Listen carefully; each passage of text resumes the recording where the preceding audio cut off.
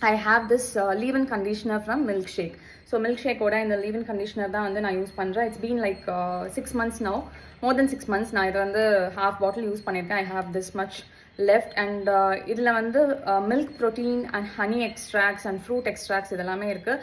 Mostly வந்து leave-in conditioners பார்த்தீங்கன்னா ரொம்ப திக்காக நம்ம ஹேரை வந்து கொஞ்சம் ஸ்டிக்கி ஆக்கிற மாதிரியெல்லாம் இருக்கும். But this is very very light weight and உங்கள் ஹேரில் நீங்கள் லைக் ஜஸ்ட் ஸ்ப்ரே பண்ணிங்க அப்படின்னாலே போதும்.